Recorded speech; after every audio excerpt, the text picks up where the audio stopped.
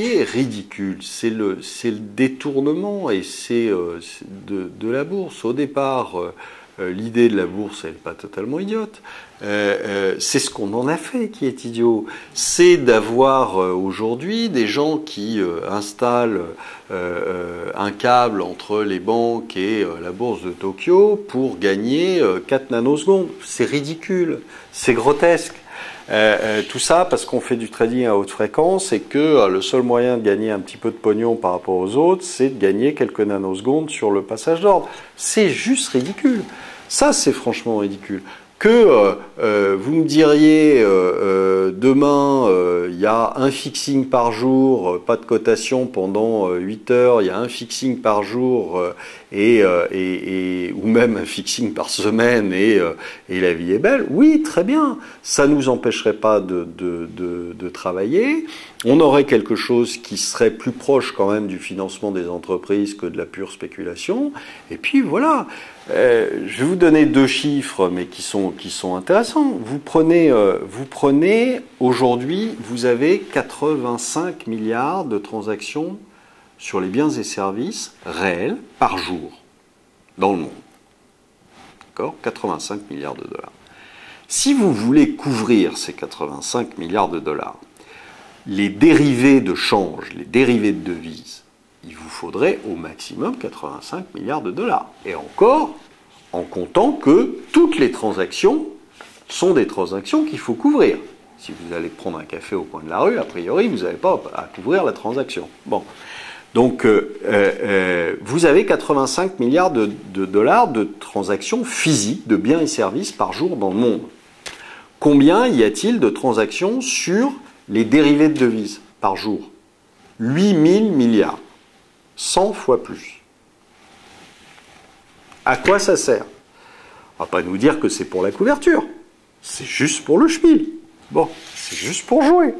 Donc, arrêtons ça et qu'on fasse un réel Glass-Steagall, c'est-à-dire qu'on sépare les activités purement bancaires qui financent l'économie et les activités de marché. Les activités de marché, les gars, ils gagnent, ils perdent. Le jour où ils perdent, personne n'est là pour les récupérer. Ils plongent, tant pis, c'est pas grave. Ils ont joué, ils ont perdu, tant mieux. Et c'est très exactement là ce qui s'est passé depuis 2008, l'inverse du capitalisme. Le capitalisme, on vous laisse crever, hein, en général. Là, c'est plutôt du socialisme, du vrai socialisme. Hein. Tout le monde vient au secours. Hein.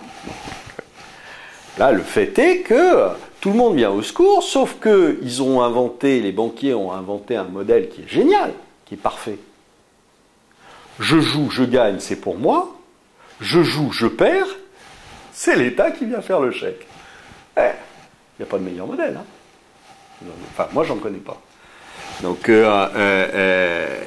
vous êtes dans une situation où, en effet, je ne suis pas pour la fermeture complète de la bourse, mais on peut faire en sorte que la bourse vienne réellement appuyer les entreprises, financer les entreprises, etc., et que ce soit plus un espèce d'énorme casino complètement ridicule, avec des gens qui, je vous dis, jouent à la nanoseconde, avec des algorithmes pas possibles, etc.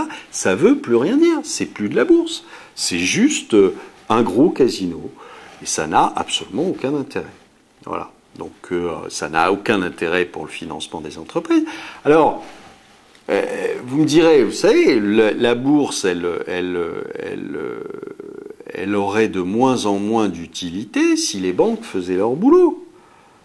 Mais les banques ne financent plus les entreprises. Ça fait longtemps qu'ils financent plus les entreprises. Donc, à partir de ce moment-là, l'idée de la bourse, c'est-à-dire une alternative pour financer l'économie, n'était pas idiote. Mais c'est ce qu'on en a fait, c'est le dérivé... c'est la dérive de ce qu'on en a fait qui fait qu'aujourd'hui c'est devenu complètement ridicule.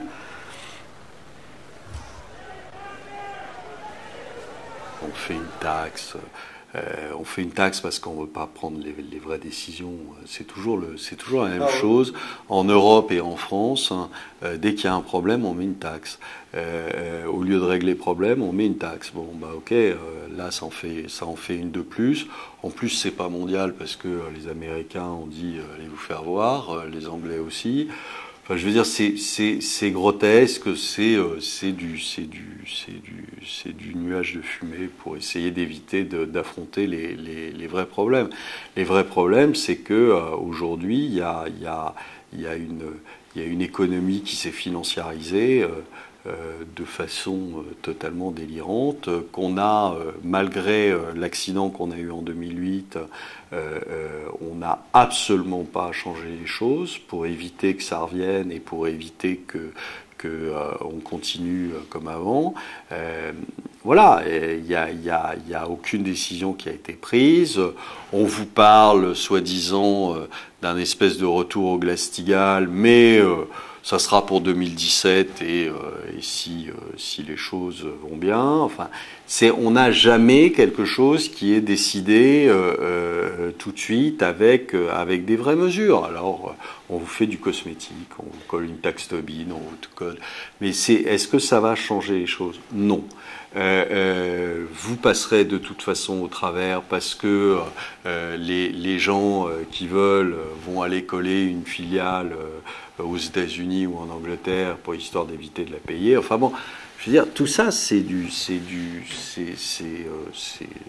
comme le reste de ce qu'il y a en France aujourd'hui, c'est que c'est juste on vous agite le chiffon pour éviter que vous regardiez l'épée.